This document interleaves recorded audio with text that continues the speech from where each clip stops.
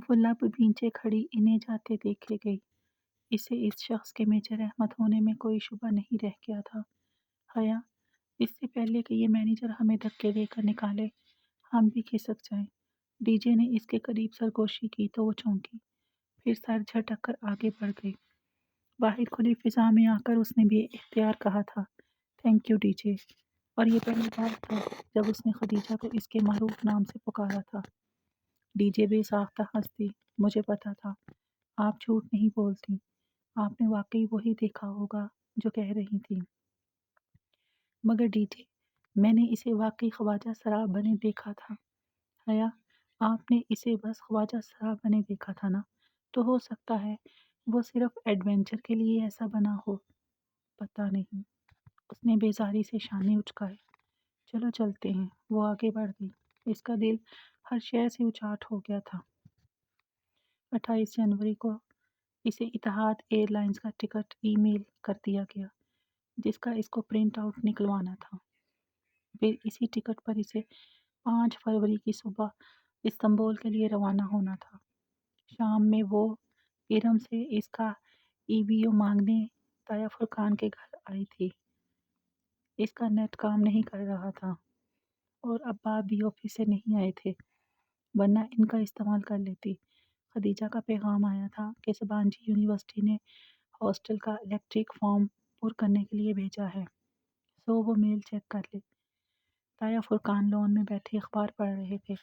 इसे आता देखकर मुस्कुराए। आ गई ताया की याद? उन्होंने सफ़ा पलटते हुए नरमी से पूछा। जी। वो बज़ाहिर मुस्कुराते हुए इनके पास चली आई, वरना इस रोज़ साइमा ताई की बातें निश्तर की तरह चुभती थीं। फ्लाइट कब है? वो अखबार पर निगाहें मरकूज़ किए पूछ रहे थे। 5 फरवरी को। अपना ख्याल रखना। वैसे बेटियों को तन्हा इतना दूर भेजना नहीं चाहिए। सुलेमान का हौसला है भई। खैर तुम तुर्की में अपने लिबास और इक़दार का ख्याल रखना। सर से दुपट्टा ना उतारना, जैसे इरम नहीं उतारती। आखिरी फिक्रा कहते हुए इनके लहजे में फ़ख्र दर आया था। हया के हलक तक करवाहट घुल गई। जी बेहतर, मैं ज़रा इरम से मिल लूँ। वो जान छुड़ाकर अंदर आ गई। काश कि ताया फुरकान को बता सकती कि मगरबी लिबास जो वो यहाँ इनकी वजह से नहीं पहनती, वहाँ ज़रूर पहनेगी। उसने बहुत से टॉप्स और जीन्स खरीद कर अपने पास सामान में रख लिए थे, और रही सर ढकने की बात, तो वो खैर से सबांजी में सख्ती से हराम था। शुक्र इरम कमरे में नहीं थी। बाथरूम का दरवाज़ा बंद था और अंदर से पानी गिरने की आवाज़ आ रही थी। वो बेदिली से इसके बेड पर बैठ गई। इरम शावर लेने में बहुत देर लगाती थी, सो मजबूरन इसे इंतज़ार करना था। दफ़तन सेल फ़ोन की घंटी बजी। हया चौंकी। इरम का सेल फ़ोन इसके साथ ही तकिए पर रखा था। उसने गर्दन झुकाकर देखा। सेल फ़ोन की रोशन स्क्रीन पर एक नया पैगाम जगमगा रहा था। साथ ही भेजने वाले का नाम लिखा आ रहा था, हया सलमान। वो बेयकीनी से फ़ोन की स्क्रीन को देखे गई। क्या किसी ने इरम को इसके नंबर से पैगाम भेजा था, या इरम ने किसी का नंबर इसके नाम के साथ महफूज कर रखा था? हया ने मुख्तात निगाहों से बाथरूम के बंद दरवाजे को देखा और फ़ोन पर 1-2 बटन दबाए। पैगाम लम्हे भर बाद खुल गया। मैं कॉल कर लूँ? सुबह से बात नहीं हुई। अब मज़ीद इंतज़ार नहीं कर सकता। ये दिल इतना मज़बूत नहीं है जान। रिप्लाई। उसने जल्दी से पैगाम मिटाया और सेल फ़ोन वापस तकिए पर उल्टा करके रख दिया। एक लम्हे में इसे सब समझ में आ गया था। इरम, ताया अब्बू की स्कार्फ वाली सर ढकने वाली बेटी, एक अदद बॉयफ्रेंड की मालिक थी, जिसे लोगों से छुपाने के लिए उसने हया सुलेमान का नाम दे रखा था। तब भी वो इस रिश्ते पर खुश नहीं थी। हया को याद आया। वो मज़ीद बैठे बिना वहाँ से निकल आई। ये वो उसने ताया फुरकान से मांग लिया, मगर जाते जाते एक तंज़ो इत्तेज़ा भरी मुस्कुराहट के साथ उनको देखा था। काश वो इरम के हिजाब का पोल खोल सकती तो ताया की शक्ल देखने वाली होती। हिजाब ओढ़ना या निकाब करना किरदार की पुख्तगी की इलामत नहीं होती, उसने बेइख्तियार सोचा था, और तब वो ऐसा ही सोचती थी। सवांजी यूनिवर्सिटी ने इसे इसके हॉस्टल के मुतल्लिक तरजीहात जानने के लिए सवालनामा भेजा था। लैपटॉप गोद में रखे वो बेड पर نیم دراز دلچسپی سے سوالات پڑھتی، صرف اپنا موڈ بہتر کرنے کے لیے مضحکہ خیز جواب بھیجنے لگی۔ کیا آپ اپنی کسی ہم وطن ایکسچینج اسٹوڈنٹ کے ساتھ کمرہ شیئر کرنا چاہیں گی؟ بالکل بھی نہیں۔ اس کی انگلیاں تیزی سے لیپ ٹاپ کی کنجیوں پر حرکت کر رہی تھیں۔ کیا آپ اسموکنگ کرتی ہیں؟ بالکل کرتی ہوں۔ ڈرنک کرتی ہے؟ وہ بھی کرتی ہوں۔ آپ کس قسم کی طبیعت کی مالک ہیں؟ سخت جھگڑالو اور خونخوار۔ وہ مسکراہٹ دبائے لکھ رہی تھی۔ جب صفحہ ختم ہوا تو اس نے نیکسٹ کو دبایا۔ وہ سوچ رہی تھی کہ اگلے صفحے کے جوابات پور کر کے اس فارم کو منسوخ کر دے گی۔ اس فارم کو جمع کرانے کا اس کا قطعاً کوئی ارادہ نہ تھا، مگر جب ٹیکسٹ نیکسٹ دبانے پر اگلے صفحے کی بجائے فارم فل کرنے کا شکریہ، ہم آپ کا روم الاٹ کرتے وقت آپ کی دی گئی ترجیحات کا خیال رکھیں گے لکھا آیا تو اس کی مسکراہٹ غائب ہو گئی۔ لعنت ہو تم سب پر۔ وہ جھنجھلا کر اٹھ اور لیپ ٹاپ ایک طرف رکھا۔ فارم سبانجی کو جا چکا تھا اور اس کا پہلا ہی تاثر کتنا برا پڑا ہوگا وہ جانتی تھی۔ اس کی پیکنگ کبھی مکمل نہیں ہوئی تھی۔ اس نے ایک نگاہ کھلے سوٹ کیسز اور بکھری اشیاء پر ڈالی، پھر کچھ سوچ کر باہر آئی۔ لاؤنج خالی تھا۔ حیا نے ٹیلی فون اسٹینڈ پر رکھی ڈائری اٹھائی اور صفحے پلٹنے لگی۔ ایس کے صفحے پر 4 سطور میں سبین پھپھو کے گھر کا پتہ اور ایک فون نمبر لکھا تھا۔ اس نے وہ صفحہ پھاڑا اور تہہ کر کے مٹھی میں دبا لیا۔ ایک دفعہ جہاں سکندر اسے مل جائے، پھر وہ ان بیتے ماہ و سال کا حساب ضرور لے گی۔ وہ واپس بیڈ پر آ کر بیٹھ گئی اور سامنے لیپ ٹاپ پر کھلے پڑے میل باکس کو دیکھا۔ وہاں اب ایک نئی ای میل کا نشان جگمگا رہا تھا، national response centre for cyber crime. اس نے قدرے الجھ کر اس میل کو دیکھا اور کھولا۔ بھلا اب سائبر کرائم والے اس سے کیوں رابطہ کر رہے تھے؟ صفحہ کھل گیا اور وہ جیسے جیسے پڑھتی گئی اس کی آنکھیں حیرت سے پھیلتی گئیں۔ یہ ای میل سائبر کرائم سیل سے حیا کی ای میل کے جواب میں آئی تھی، جو چند روز قبل اس نے بطور شکایت بھیجی تھی اور جس میں اس نے ویڈیو کا ذکر کیا تھا۔ اب اس کے جواب میں ہیلپ ڈیسک آفیسر نے اس کو ایک باقاعدہ کمپلینٹ فارم بھیجا تھا، جس کو بھرنے کے ساتھ ساتھ اسے اپنا فون نمبر، گھر کا پتہ، شناختی کارڈ وغیرہ لکھ کر بھیجنے تھے۔ یہ فارم ایف آئی آر کے مترادف تھا، سو تمام تفصیلات ضروری تھی۔ وہ ایک ٹک اس فارم کو دیکھے گئی۔ اگر سائبر کرائم سیل نے اسے اب جواب دیا تھا تو وہ پرائیویٹ نمبر سے آنے والی کال اور میجر احمد کا آفس وہ سب کیا تھا؟ کیا اسے بیوقوف بنایا گیا تھا؟ کیا واقعی وہ اصلی میجر تھا؟ یا مگر پھر اس کے پاس اس ویڈیو کو مکمل طور پر انٹرنیٹ سے ہٹوانے کی طاقت اور اثر و رسوخ کیسے آیا؟ وہ الجھتے ذہن کے ساتھ جلدی جلدی جواب ٹائپ کرنے لگی۔ اسے سائبر کرائم سیل کو مختصر الفاظ میں یہ یقین دہانی کروانی تھی کہ وہ ویڈیو اب ہٹ چکی ہے اور وہ اپنی شکایت واپس لے رہی ہے۔ اسے اب فوری طور پر ان خفیہ والوں سے پیچھا چھڑانا تھا۔ میل لکھ کر اس نے سینڈ کو دبایا اور پرسوچ نگاہوں سے اسکرین دیکھے گئی۔ میجر احمد کا تعلق سائبر کرائم سیل سے نہیں تھا، اس بات کا اس کو یقین ہو چلا تھا۔ ایئرپورٹ پر ٹی جے بری طرح رو رہی تھی۔ اس کے والدین اس کے ساتھ کھڑے اسے تسلی دے رہے تھے۔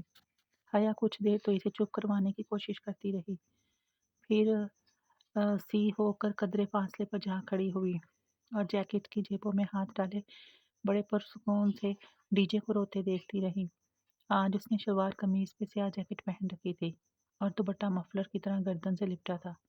بس آج آخری روز تھا، پھر ترکی میں اپنی مرضی کا لباس پہنے گی اور اپنی مرضی سے اکیلی ہر جگہ گھومے گی، بنا روک ٹوک، بنا تایا فرقان یا ابا کی ڈانٹ کے خوف کے۔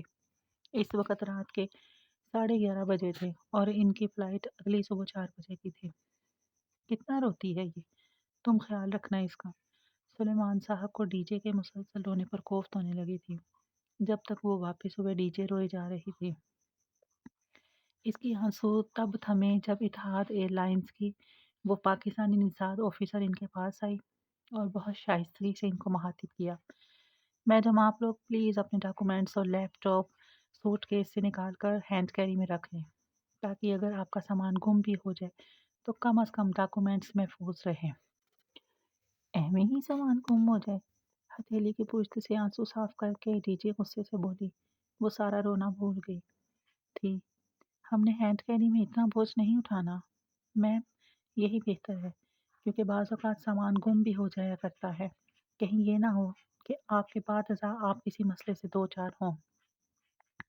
वो इस तुर्क एयरलाइंस में काम करने वाली एक पाकिस्तानी लड़की थी और इसकी पहली दफ़ा बैनुल-अक़वामी फ़्लाइट लेने के पेश नज़र कह रही थी, और हया मान भी जाती, मगर डीजे अड़ गई। हरगिज़ नहीं, हमने इतना भारी हैंड कैरी नहीं उठाना। प्लेन में आपको नहीं उठाना पड़ेगा। ऑफिसर की शाइस्तगी बरहमी में बदलने लगी। प्लेन में जाने तक तो उठाना ही पड़ेगा, फिर तो तुर्की में आप पर अल्लाह ही रहम करे। और वो पैर पटकती चली गई तो डीजे ने अपनी मुतर्रम आंखों और फातिहाना मुस्कुराहट के साथ हया को देखा और उंगली से ऐनक पीछे की। इंसान को कोई चीज़ नहीं हरा सकती जब तक वो खुद हार ना मान ले। हया भी एहतियार हंसती।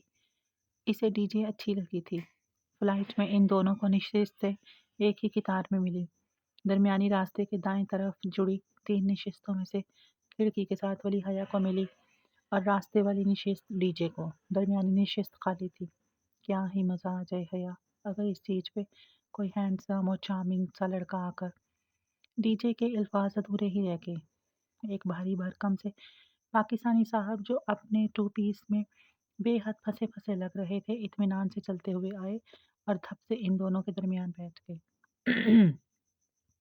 हया गैर आरामदेह महसूस करके मज़ीद खिड़की में की तरफ खिसक गई और खदीजा मुखालिफ सिमत।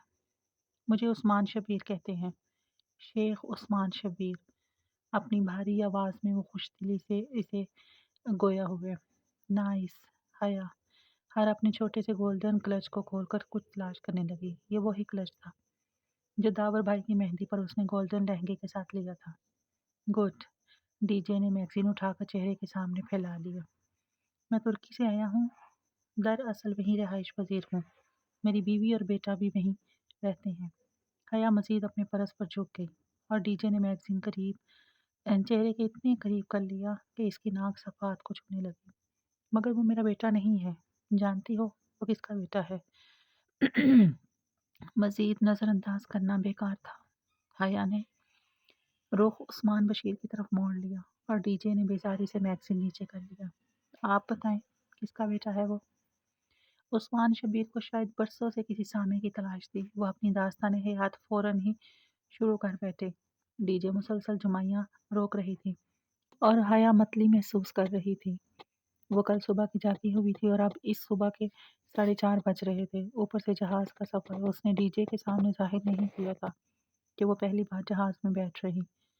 आखिर डीजे क्या सोचती कि कैसी लड़की है, कभी हवाई सफ़र ही नहीं किया। अब क्या बताती कि कभी कोई ऐसी सूरत ही नहीं बन सकी। इस सब पर मुस्तज़ाद इन साहब की अलमनाक दास्तान, जो मुख्तसरन कुछ ऐसी थी कि वो और इनकी बेगम अरसा 30 साल से तुर्की में रहाइश पजीर थे। चूँकि औलाद नहीं थी, इसलिए उन्होंने उस्मान साहब के एक कज़न का बेटा गोद लिया था। वो बेटा बेजा लाड प्यार से खासा बिगड़ चुका था। सो इस सूरत हाल को संवारने के लिए इन्हीं के खो में रहाइश पजीर अपनी भांजी से इसका रिश्ता तय कर दिया, जिस पे 8वीं फेल भांजी साहबा बहुत खुश और बेटा बहुत नाराज़ था। और इससे बेशतर कि वो अपनी पाकिस्तान आमद की वजह बयान करते, वो दोनों फिर से ताज़ा दम हो गई। मेन्यू पे कुछ नाम जाने पहचाने और कुछ उर्दू से मिलते जुलते थे। जीरा आलू विद सब्ज़ कटलस, पनीर जलफरेज़ी, सादा पराठा, तीखी बिरयानी वगैरह। हया ने डीजे की तरफ सवालिया निगाहों से देखा। दरमियान में मौजूद भारी भरकम दीवार के बाइस वो आगे होकर बैठी थी। कुछ समझ नहीं आ रहा था कि क्या मंगवाएं। टर्किश फूड बहुत ज़बरदस्त होता है और तुर्क लोग खाने के बहुत शौकीन होते हैं। मैं बताता हूँ कि क्या मंगवाऊँ। दोनों ने एक दूसरे को देखा और फिर मुतज़ब्ज़ब सी हया ने हथियार डाल दिए। बहुत बेहतर, बताइए। वो गहरी सांस लेकर पीछे होकर बैठ गई। पहले तो सेटाइट स्माक मंगवाते हैं। ये रवायती तुर्क चावल है, सफ़ेद मछली, फ्राइड प्याज और काजू के साथ, मशरूम एंड चीज़ ऑमलेट, जीरा आलू। वो बहुत एतमाद से ऑर्डर लिखवाते गए। मगर जब खाना आया तो हया का दिल ख़राब होने लगा। खाने की खुशबू सूंघकर ही जी मतलाने लगा था। उस्मान शबीर बड़े-बड़े लुक़्मे लेते मज़े से खा रहे थे। डीजे बमुश्किल एक चमचा लेकर ही दोहरी हो गई। हया भी बदमज़ा हो गई थी। इतना फीका सालन उसने आज तक नहीं खाया था। बमुश्किल चखकर उन्होंने बर्तन परे कर दिए। उस्मान शबीर अभी तक पूरी दिलजमी के साथ खा रहे थे।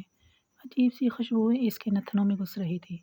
अगर यही तुर्क फूड था तो इसे लगा वो तुर्की में 5 महीने भूखी रहेगी। ऐसा जी तो इसका डाइवो बस में भी नहीं मतलाता था जैसे इधर हो रहा था। वो चेहरे पर दुपट्टा रखकर सो गई। इस्लामाबाद से पूरे 2.5 घंटे बाद इन्हें अबू धाबी एयरपोर्ट पे उतरना था। वहाँ कुछ देर का क़याम था और फिर इस्तांबुल। अबू धाबी उतरने से कबल खिड़की के पार ज़मीन का गोलाई में कटाव दिखाई देने लगा था। ज़मीन का वो कुर्रा इतना हसीन था कि इसकी बेज़ारी और नींद भाग गई। वो महव सी यकटिक वो मंजर देख गई। अबू धाबी एयरपोर्ट पर उन्होंने टर्मिनल 3 पर लैंड किया था। इस्तांबुल की फ़्लाइट उन्होंने टर्मिनल 1 से पकड़नी थी, मगर पहले घर फ़ोन करना था। वो दोनों आगे पीछे तेज़-तेज़ चलती कॉलिंग कार्ड खरीदने गई। 5 यूरोज़ का इत्तसालात का कार्ड खरीदा और फ़ोन बूथ की तरफ भागी। कतार में फ़ोन बूथ लगे थे। हया ने एक-एक करके पहले तीनों पर कार्ड लगाने की कोशिश की, मगर कार्ड था कि डलने का नाम ही ना ले। इसे एयरपोर्ट पर फ़ोन बूथ इस्तेमाल करने का पहला तजुर्बा था। कुछ समझ नहीं आ रहा था कि क्या करे। हया, इस बंदे को देखो, जैसे ये कार्ड डाल रहा है वैसे ही डालो। डीजे ने इसे कोहनी मारी तो हया ने पलटकर इसे देखा। चौथे बूथ पे एक शख्स इनकी तरफ पुश्त किए अपना कार्ड डाल रहा था। हया को दिखाई नहीं दे रहा था कि वो कौन सा तरीका इस्तेमाल कर रहा है। सो वो डीजे का हाथ थामे इसके सर पर जा पहुंची और वो रिसीवर कान से लगाए नंबर मिला रहा था। प्लीज़ हमें ये कार्ड डाल दें, मैं इसे डाल नहीं पा रही। हया ने कार्ड इसकी तरफ बढ़ाया। वो झूम कर पलटा। वो स्याह रंगा घुंघराले बालों और ऊंचे कद का नस्ली हबशी था। उसने एक हाथ से कार्ड लेते हुए इन दोनों लड़कियों पर निगाह डाली। एक स्याह लंबे बालों और बड़ी आंखों वाली खूबसूरत सी लड़की जो कि जैकेट की जेबों में हाथ डाले खड़ी थी। दूसरी बड़े चश्मे और ढीली पौनी वाली लड़की जिसने स्वेटर तह करके बाजू पर डाल रखा था। दोनों मुंतज़िर सी इसे देख रही थीं। अच्छा, मैं ज़रा बात कर लूँ फिर।